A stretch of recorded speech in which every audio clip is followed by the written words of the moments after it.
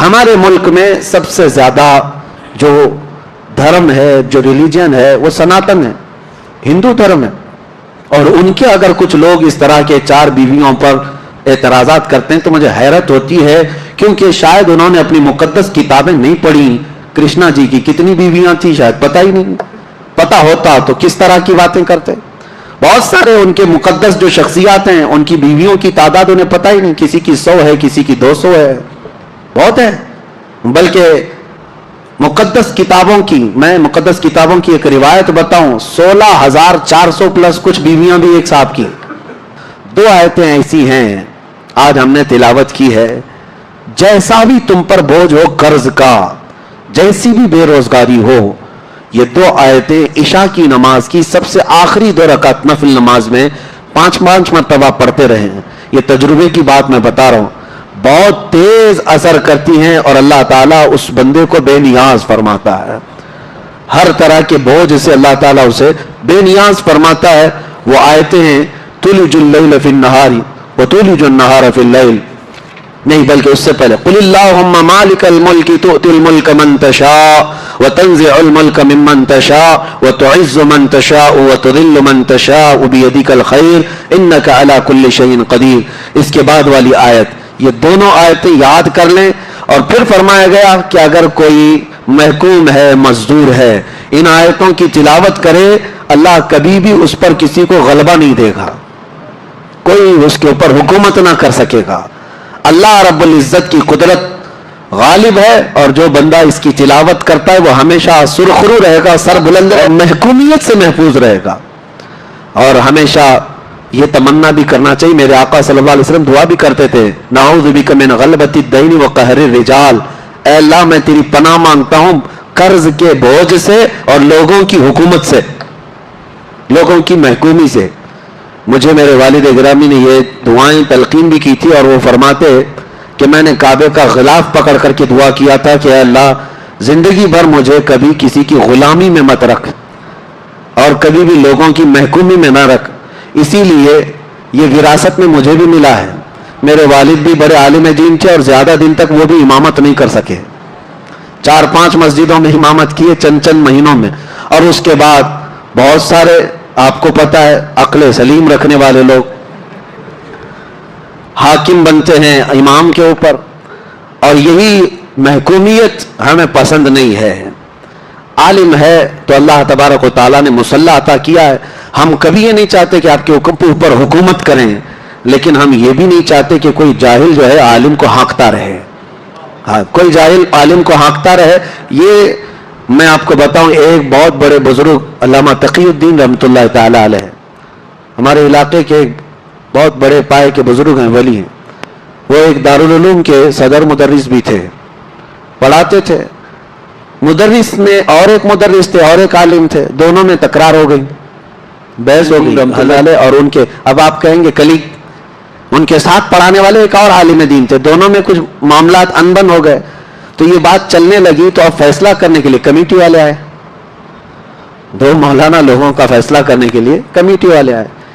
تو جب حضرت تقی الدین رحمۃ اللہ علیہ کو یہ بتایا گیا کہ آپ کا یہ معاملہ صلح کرا دیا جائے گا، یا جس کو کہتے ہیں سیٹ آؤٹ کر دیا جائے گا، تو انہوں نے پوچھا کون آ رہے ہیں؟ کہا کہ صدر صاحب ہیں اور سیکریٹری صاحب ہیں، یہ آ رہے ہیں. اسی دن انہوں نے لیٹر اٹھایا اور استعفیٰ لکھ کر کے دیا. کہا جہاں گنگا الٹی بہ رہی ہو، علماء جاہلوں کا فیصلہ کرنے کی بجائے جاہل اگر علماء کا فیصلہ کرنے لگے تو اس جگہ رہنا ہی مناسب نہیں. اس کے بعد سے پھر وہ کبھی اس جگہ پر نہیں آئے. اور میرے آقا صلی اللہ علیہ وسلم نے فرمایا اذا وسد الامر الى غیر اہلی فانتظر الساعہ، جب دین کے معاملات جاہلوں کے ہاتھ میں جائیں تو انتظار کرو، قیامت بہت قریب آ چکی، بہت قریب آ چکی. اسی لیے میرے عزیزوں، ایک مشہور بات ہمارے سامنے آئی تھی، مسجد کی امامت کے لیے امام آتے رہتے، ممبئی میں تو بہت چلتا ہے، ٹیسٹ دینے کے لیے آتے ہیں. پہلے جمعہ پڑھائیں گے، پھر مغرب عشاء پڑھائیں گے، دیکھیں گے ان کی قرات کیسی ہے، تقریر کیسی ہے. اور ٹیسٹ کون لے رہا ہوتا ہے؟ جاہل لوگ دیتے ہیں. ایک امام صاحب مسجد کی امامت کے لیے آئے، اپلائی کیے، جمعہ پڑھایا انہوں نے. اس کے بعد بیٹھے کمیٹی والے لوگ ٹیسٹ لینے کے لیے کہ حضرت ہم تھوڑا بہت آپ سے پوچھیں گے، اس کے بعد امامت پہ رکھیں گے. کہا ٹھیک ہے پوچھیے. تو صدر صاحب نے پوچھا قیامت کی نشانیاں کیا ہیں مولانا آپ بتائیے. انہوں نے کہا سب سے بڑی نشانی تو آپ ہی ہیں. قیامت کی پہلی نشانی یہ ہے کہ جاہل جو ہے علماء کا ٹیسٹ لینے لگ جائے. اس کے بعد وہ وہاں سے نکل گئے. بہرحال بات طویل نہ ہو جائے, یہ دعائیں یاد رکھیں. اللہ تبارک و تعالی ہمیشہ محکومی سے محفوظ رکھے, رزق ایسا دے کہ اللہ تعالیٰ بے نیاز کر کے رزق عطا کرے, لوگوں کی محتاجی سے ہمیشہ محفوظ رکھے. اس کی دعا بھی کرتے رہو اور کوشش بھی کرتے رہو. اور پھر میں نے دوسری چیز کیا بتائی آپ کو, یہ سورہ عمران, آل عمران میں عمران کون ہے اور آل عمران کون ہے یہ بتایا. سیکنڈ نمبر پر میں نے کہا آیت مباہلہ, ایک آیت اس میں ہے عیسائیوں کا اور حضور پاک صلی اللہ تعالی علیہ وسلم کا. ایک بار اس بات پر مباحثہ ہوا کہ کون حق پر ہے. عیسائی کہتے تھے کہ ہم حق پر ہیں. نبی پاک صلی اللہ تعالی علیہ وسلم کو اللہ نے فرمایا اے محبوب آپ ان سے کہہ دیں اگر تم حق پر ہو نا فَقُلْ تَعَالَوْا نَدْعُ أَبْنَاءَنَا وَأَبْنَاءَكُمْ وَنِسَاءَنَا وَنِسَاءَكُمْ وَأَنفُسَنَا وَأَنفُسَكُمْ, آؤ میں اپنے بیٹے بیٹیاں لے کر آتا ہوں, میں اپنی عورتیں لے کر کے آؤں گا, میں خود بھی آؤں گا, تم اپنے بیٹے بیٹیاں لے آؤ, تم اپنی عورتیں لے آؤ اور تم خود بھی آؤ اور بیٹھیں گے ایک میدان میں. یہی مباہلہ ہے, ایک مناظرہ ہے, ڈیبیٹ کرنا, یعنی میں ایک دلیل دوں گا آپ ایک دلیل دیں گے, مناظرہ ہے. اور ایک ہے مباہلہ, اس میں بات چیت نہیں ہے, اس میں بیٹھے رہیں گے میدان میں اور دونوں دعا کریں گے. دونوں دعا کریں گے کہ اللہ جو جھوٹا ہے اس کا چہرہ کالا کر دے, یا کوئی نشانی.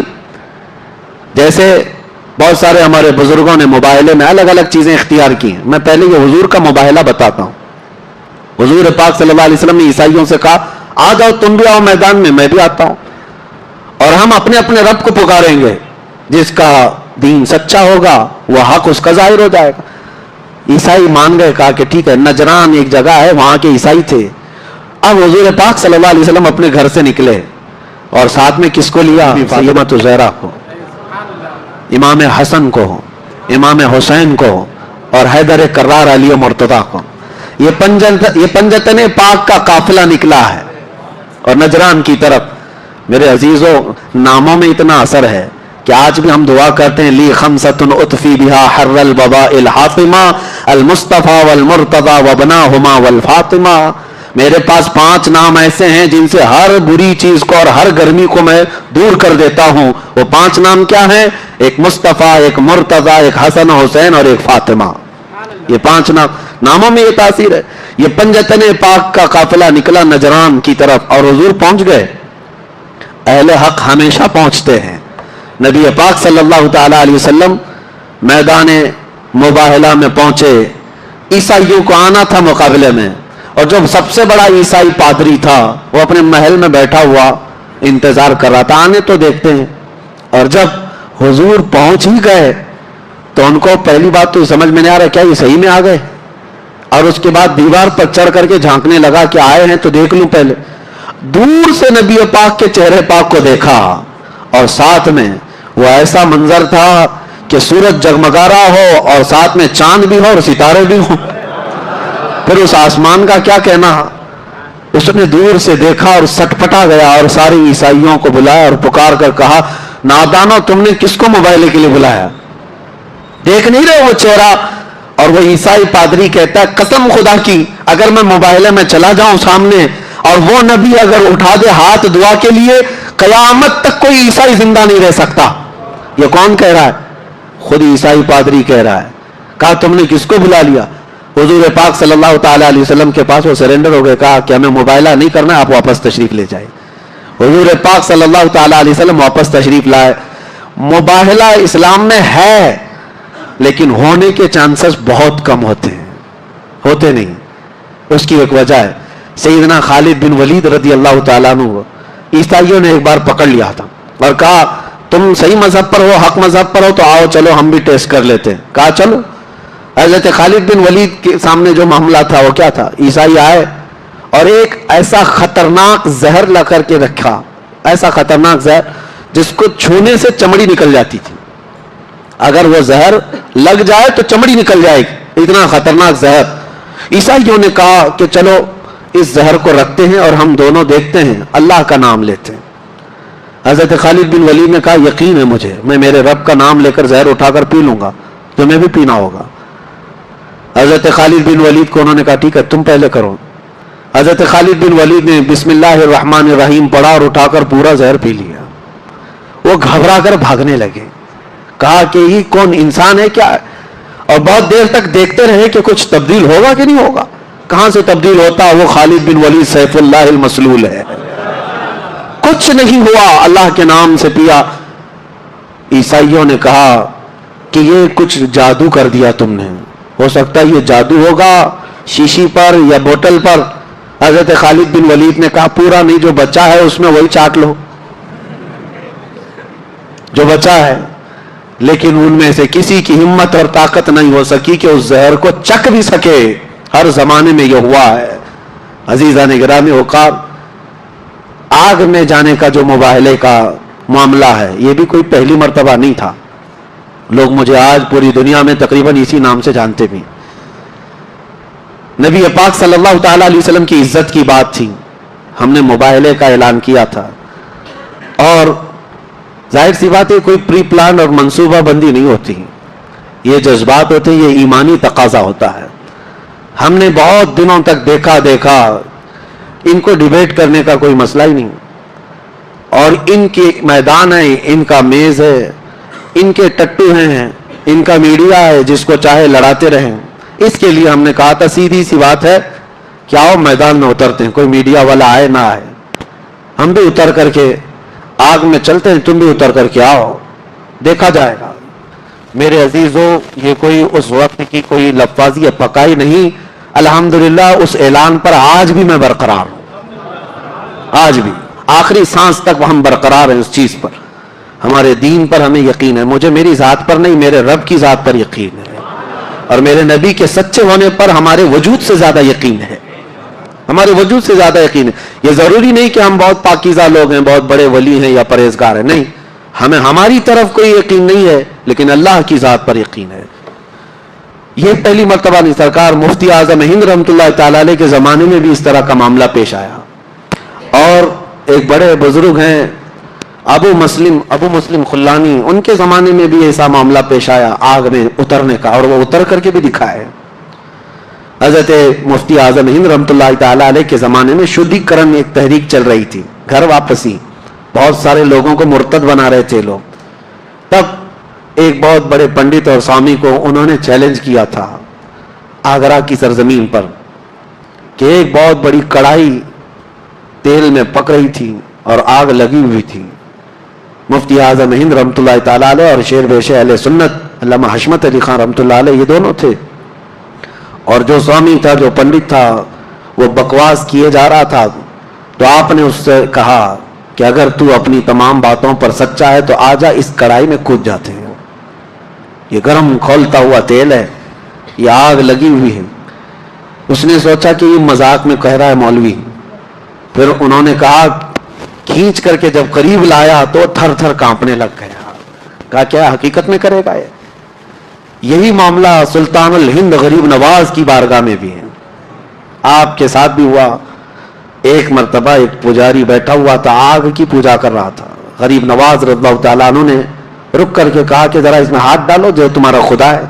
اس نے کہا یہ تو جلائے گی، کہا اتنے سال سے عبادت کر رہے ہو پھر بھی جلائے گی؟ تو سرکار غریب نواز نے جب یہ کہا تو پجاری نے کہا یہ سب فلسفہ، یہ منطق چلنا چھوڑ دو، آگ کا اثر ہے جلانا، وہ جلاتی ہے۔ غریب نواز نے فرمایا نہیں، آگ کا اثر جلانا ہے لیکن بغیر حکم خدا کے نہیں جلاتی، میرے خدا کے حکم کے بغیر نہیں جلاتی۔ تو اس نے کہا اگر تم اپنی باتوں پر اتنے پکے ہو تو تم ہی ہاتھ ڈال دو۔ اس کی گود میں ایک بچہ رکھا ہوا تھا، سرکار غریب نواز نے اس کا بچہ بھی اٹھا لیا اور خود آگ میں چلے گئے، بہت بڑی آگ تھی وہ، اور ایسے چلے گئے اندر۔ وہ واویلا مچانے لگا، چلانے لگا کہ یہ درویش گیا تو گیا، میرا بچہ بھی لے کے گیا۔ بہت دیر تک وہ باہر نہیں آئے، کئی لوگوں کو اس نے جمع کر لیا، بہت سارے لوگ دیکھنے آئے۔ کافی دیر کے بعد سرکار غریب نواز اس بچے کے ساتھ اپنا جبہ جھاڑتے ہوئے باہر تشریف لائے، کچھ بھی نہیں تھا۔ بچے کو لے کر کے اس نے دیکھا تو ماتھا بھی ٹھنڈا ہے، جسم بھی ٹھنڈا ہے، سب پکڑ کر کے دیکھو تو آگ کا کوئی اثر ہی نہیں۔ بچہ تو غریب نواز کا نہیں تھا، بچہ اسی کا تھا. سرکار غریب نواز رضی اللہ تعالیٰ عنہ نے ثابت کر دکھایا. آگ میں وہ حقانیت ثابت کرنے کے لیے، اپنی کرامت نہیں، اللہ کی وحدانیت اور اسلام کی حقانیت ثابت کرنے کے لیے گئے اور واپس آئے. لیکن ساتھ میں یہ بھی بتا دیا جو ان کے دامن سے وابستہ ہوتا ہے، وہ چاہے کسی کا بھی بچہ ہو، اللہ اسے بھی محفوظ رکھتا ہے. اسی لیے ہمارے نعرے کیا ہوتے ہیں؟ غوث کا دامن، یہ بولتے ہیں نا، خواجہ کا دامن. کیوں کہتے ہیں ہم؟ اسی لیے کہ ان دامنوں سے لگے رہیں گے، دنیا کی آگ سے بھی محفوظ اور آخرت کی آگ سے بھی انشاءاللہ محفوظ رہیں گے. یہ آیت مباہلہ. سیکنڈ چیز میں نے آپ کو بتا دی، مباہلہ کیا ہوتا ہے؟ مباہلہ حق کی اظہار کے لیے باطل اور حق کے درمیان ایک ایسا مقابلہ کہ دونوں اپنے اپنے خداؤں کو پکارے ہیں اور اللہ رب العزت حق کو ظاہر فرماتا ہے. تیسری چیز میں نے آپ کو کہا، محمد صلی اللہ تعالی علیہ وسلم اللہ کے رسول. یہ معاملہ حضور کی وفات کے وقت، میرے عزیزو، ہمارا اسلام ایسا ہے جو کسی شخص پر ڈیپینڈ نہیں ہے، کسی بھی شخص پر ڈیپینڈ نہیں ہے. کوئی اگر یہ سوچتا ہے کہ مجھ سے ہی سب کچھ چل رہا ہے اور میں نہیں رہوں گا تو دین کا نظام نہیں چلے گا، تو یہ خام خیالی ہے. امت میں بڑے بڑے علماء آئے، صحابہ آئے، فقہاء آئے، لیکن کیا اسلام رکا ان کے جانے کے بعد؟ سرکار غوث پاک کا اپنا زمانہ تھا، لیکن ان کے انتقال کے بعد کیا اسلام ختم ہوا؟ غریب نواز کے بعد اسلام ختم ہوا؟ کسی کے بعد نہیں. اسلام جو ہے کسی شخص سے ڈیپینڈ نہیں. اللہ تعالیٰ اپنے دین کی خدمات کسی سے بھی لیتا ہے، لیکن یہ دین صبح قیامت تک رہے گا. نبی پاک صلی اللہ علیہ وسلم کی وفات کے بعد یہ دین نہیں رکا، تو پھر اب کسی اور کے بعد کیوں روکے؟ حضور کا جب انتقال ہوا تو صحابہ میں بہت بے چینی تھی، بہت بے چینی تھی. صحابہ اکرام ایسی کیفیت میں تھے کہ ان کو بتانا مشکل ہے. لیکن صدیق اکبر نے یہی آیت تلاوت کی تھی جو آج ہم نے تلاوت کی. وما محمد الا رسول قد خلت من قبله الرسل افإن مات أو قتل انقلبتم على اعقابكم ومن ينقلب على عقبيه فلن يضر الله شيئا. حضرت ابو بکر نے منبر پر کھڑے ہو کر کے آیت تلاوت کی. حضرت عثمان غنی کو صحابہ بتاتے ہیں ایسی حالت تھی جیسے بچوں جیسی حالت ہو گئی تھی. حضرت علی پتھر کی طرح جامد کھڑے ہو گئے تھے، کوئی ہلائے تو ہلتے نہیں تھے. صحابہ جہاں تھے وہیں دیواروں سے کوئی چپکے ہوئے کھڑے تھے. حضرت عمر تو تلوار نکال کر کہہ رہے تھے کہ کوئی کہے گا کہ میرے نبی کا انتقال ہوا میں گردن مار دوں گا. حضرت عمر تسلیم کرنے کو تیار نہیں. وہ کہہ رہے تھے کہ جیسے موسیٰ علیہ السلام کوہ طور پر گئے تھے اللہ سے کلام کرنے کے لیے، ہمارے نبی بھی گئے ہیں، وہ واپس آئیں گے. حضرت عمر کی غلوہ محبت تھا سب کے اندر. حضرت ابو بکر نے اس وقت یہ آیت تلاوت کی. کہا کیا اس آیت کا معنی؟ محمد اللہ کے ایک رسول ہیں، ان سے پہلے بھی رسول آئے اور چلے گئے. اور حضرت ابو بکر کہتے ہیں تم میں سے جو محمد صلی اللہ علیہ وسلم کی عبادت کرتا تھا وہ سن لے کہ محمد صلی اللہ علیہ وسلم کا انتقال ہو چکا، اور جو اللہ کی عبادت کرتا تھا وہ اللہ حی اور قیوم، کل بھی زندہ تھا، آج بھی زندہ، ہمیشہ زندہ رہے گا. تم کس کی عبادت کرتے ہو؟ صحابہ اسی وقت کھڑے ہوئے اور کہا ہم کو تو ہمارے نبی نے صرف اللہ کی عبادت سکھائی، وہ اللہ حی اور قیوم ہے، ہمیشہ زندہ ہے. پھر سب صحابہ کھڑے ہو گئے. نبی پاک صلی اللہ تعالی علیہ وسلم کے وصال کے بعد سب کو کھڑا کرنا یہ معمولی کام نہیں تھا. یہ صحرا حضرت ابو بکر صدیق کے سر جاتا ہے. میرے عزیزو یہ بہت بڑی بات ہے. غم میں ایسا ہوتا ہے کہ کبھی اگر آپ کے گھر میں آپ کے باپ سب سے اہم ہو، باپ کا انتقال ہو جائے تو گھر سونا سونا ہو جاتا ہے. لوگ بیٹھے رہ جاتے ہیں، کچھ کرتے نہیں ہیں، سمجھ میں نہیں آتا کرے کیا. وہ تو امت کے آقا، ہم غریبوں کے والی تھے، وہ صحابہ کی آنکھوں کی ٹھنڈک تھے. جس دن میرے آقا انتقال کر گئے، مدینے والے کہتے ہیں اس سے زیادہ کالا، یعنی اس سے زیادہ تاریک دن، اندھیرا مدینے میں کبھی آیا ہی نہیں جس دن حضور کا انتقال ہوا تھا. اور مدینے والے کہتے ہیں جس دن حضور ہجرت کر کے مکہ سے مدینے آئے تھے اس دن سے زیادہ روشن دن ہم نے مدینے میں کبھی دیکھا ہی نہیں. یہ مدینے والوں کا عقیدہ بھی تھا. میرے عزیزوں، یہ آپ کو یہاں سے مجھے یہ بتانا ہے کہ اگر کوئی شخصیت ایسی ہے جس سے پورے لوگ جڑے ہوئے ہیں تو آپ یہ سمجھ لیں اس شخصیت کے انتقال کے بعد کام ختم نہیں ہونا چاہیے. ہمارے دین کا نظام ایسا ہے، اللہ اور اس کے رسول کے لیے کام کرو، کسی شخص کے لیے نہیں. آج لوگ اگر مجھ سے جڑے ہوئے ہیں تو میں ان سے بھی کہوں گا میرے لیے کوئی کام نہ کرے. میں آج ہوں جس طرح سے، کل میں بھی مر جاؤں گا. جب ہمارا جنازہ نکل جائے تو یہ نہیں کہ ان کے لیے ہم کرتے تھے وہی چلے گئے تو ہم چھوڑ دیے، تو گویا کہ تم اللہ اور اس کے رسول کے کاموں پر نہیں تھے، شخصیت پرستی تھی. اسی لیے آج سے یہ عادت ڈال لو، کوئی ہو یا نہ ہو، مجھے اللہ اور اس کے رسول کی رضا کے لیے کام کرنا ہے. یہ اس آیت سے میں آپ کو پیغام دیتا ہوں. آخری چیز، سورہ نساء میں جو احکام آئے عورتوں کے لیے، اللہ نے فرمایا فَانْكِحُوا مَا طَابَ لَكُم مِّنَ النِّسَاءِ، عورتوں میں سے جو تمہیں پسند آ جائے ان سے نکاح کر لو. نکاح بہت ضروری ہے نوجوانوں. میرے آقا نے فرمایا نکاح کے بعد ایمان کمپلیٹ ہو جاتا ہے. نکاح، اور اسی میں اللہ نے فرمایا کہ نکاح کرو، اگر تم فقیر بھی ہو تو اللہ اپنے فضل سے تمہیں غنی بنا دے گا. یہاں تو لوگ سٹینڈ ہونے کے چکر میں پتہ نہیں بڑھاپا نکال لیتے ہیں. ابھی میں سیٹل نہیں ہوا، شادی کب کرنا ہے؟ ابھی سیٹل نہیں ہوا. سیٹل کب ہوگا؟ ابھی سٹینڈ نہیں ہوا. تو کیا ایک پاؤں پہ کھڑے ہیں؟ ابھی چلتے پھرتے ہیں، سب کچھ ہے، کھاتے پیتے ہیں، لیکن ابھی سیٹل نہیں ہوئے. اور سیٹل ہونے کے چکر میں ایک بات آپ کو میں بتا دوں، کبھی سیٹل نہیں ہوتا آدمی. کبھی جو دماغ میں چل رہی نا وہ چیزیں کبھی نہیں آتی. اسی لیے نکاح کی اگر عمر ہو گئی ہے تو نکاح کر لیں. ابھی میں آپ کو بتاؤں، ایک نوجوان کا مجھے میسج بھی آیا، وہ بیچارہ شادی کا خواہش مند ہے اور نوکری ابھی بھی اس کو لگی ہے، اور وہ ہم سے تو کہہ رہا ہے. ہم نے کہا گھر میں بتا دو، کہا ابا ماریں گے.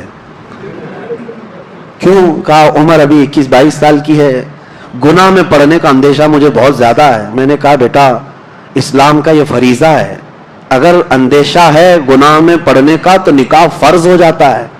فرض ہے، سنت نہیں، فرض ہو جاتا ہے. میں نے اس سے کہا کہ جاؤ گھر میں کہہ دو.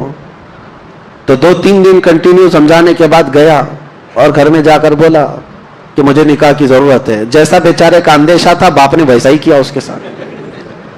پھر اس نے کہا کہ میں حضرت نہیں کہہ رہا تھا کہ میرے باپ ناراض ہو جائیں، اب تو مجھ سے کہا ہے کہ تجھے گھر میں کھانا پانی بھی نہیں دیں گے، بہت ناراض ہیں. کہا شادی پر ناراض؟ کہا باپ کی مرضی سے شادی کرنا ہے، باپ کی مرضی سے شادی کرنا ہے. اس کے اندر کیا چل رہا ہے باپ کو کیا پتا ہے؟ میرے عزیزو، جو اگر باپ ہیں تو ان کو میں بتاتا ہوں، کسی کو زور زبردستی اس طرح روک کر مت رکھو، نہ بیٹیوں کو نہ بیٹوں کو. ان کی اگر عمر ہو گئی ہے تو ان کو اپنی زندگی نبھانے دے دو. کچھ لوگوں کو ایسا لگتا ہے کہ اتنی جلدی کر کے کیا کرے گا، اتنی جلدی گناہ کے اڈے قائم کرے گا تو فرق نہیں پڑے گا. شادی کر کے ایک اچھا معاشرہ تشکیل دینا چاہتا ہے تو اسے آزاد رکھو. بعض مقامات پر ہو سکتا ہے کچھ ماں باپ ان کے لیے سخت ہو جاتے ہوں، ہرگز نہ کریں. میرے آقا کا فرمان سنیں، 3 چیزوں میں تاخیر کرنا گناہ ہے. جب کسی کا انتقال ہو جائے تو جنازہ اٹھانے میں تاخیر کرنا گناہ ہے. جب نماز کا وقت ہو جائے تو تاخیر کرنا گناہ ہے. اور پھر فرماتے ہیں جب لڑکی بالغ ہو جائے تو اس کے نکاح میں تاخیر کرنا گناہ ہے. یہاں تو عمریں نکال دیتے ہیں لوگ اور بہت سارے اس کے لیے پتہ نہیں کیا کیا معاملات ہیں. بہرحال اس کو آسان بنائیں. اب یہاں پر ایک لطیفے کے طور پر ایک بات میں بتا دوں، آپ کو بھی سمجھا دوں. کل کو کوئی بیٹھ کر کے آپ کو پٹی پڑھانے کی کوشش کرے تو یہ بات یاد ہونی چاہیے. آیت ہے فَانْكِحُوا مَا طَابَ لَكُم مِّنَ النِّسَاءِ مَثْنَىٰ وَثُلَاثَ وَرُبَاعَ، تم میں سے جو عورتیں پسند آ جائیں نکاح کر لو، 2-2 3-3 4-4. یہ لفظ ہے 2.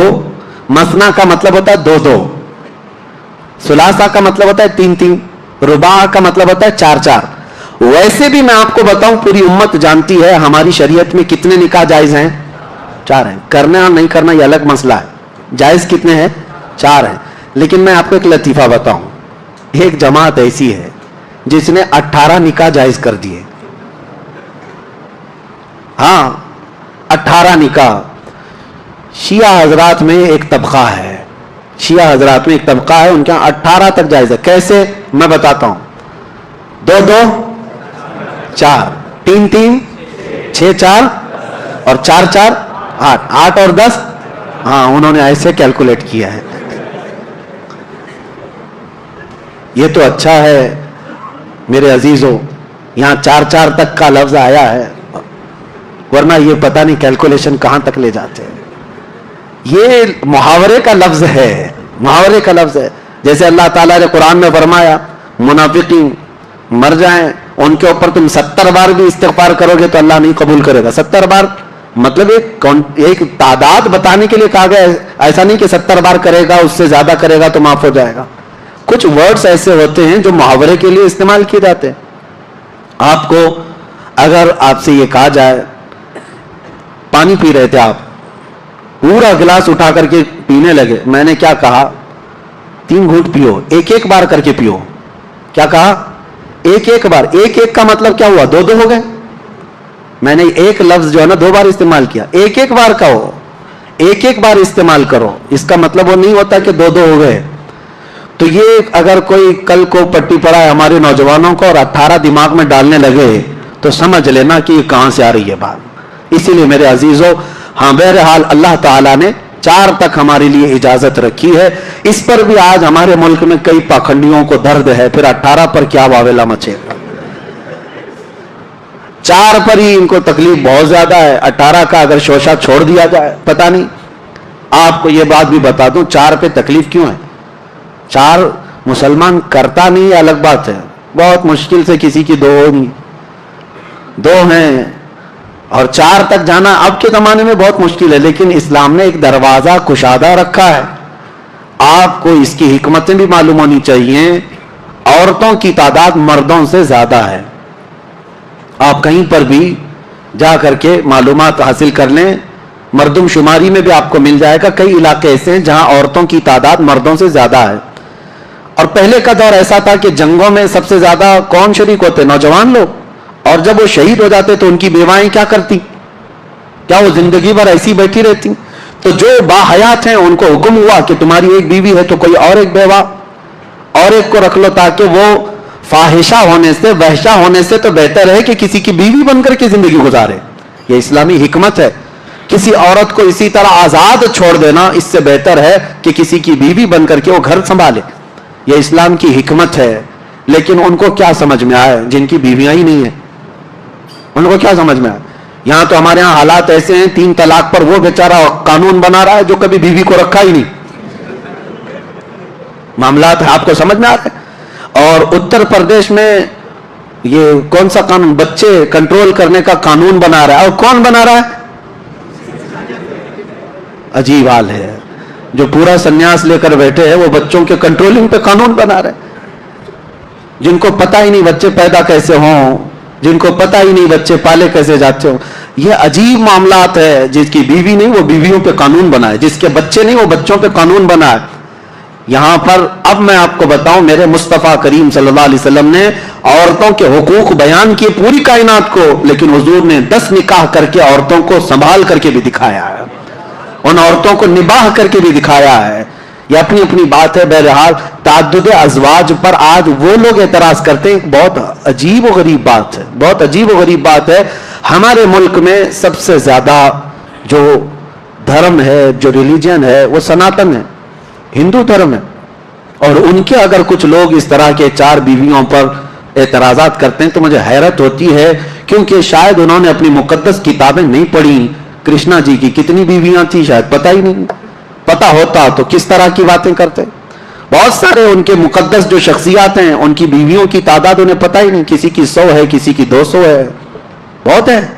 بلکہ مقدس کتابوں کی، میں مقدس کتابوں کی ایک روایت بتاؤں، 16,400 پلس کچھ بیویاں بھی ایک صاحب کی، یہ بھی موجود ہے.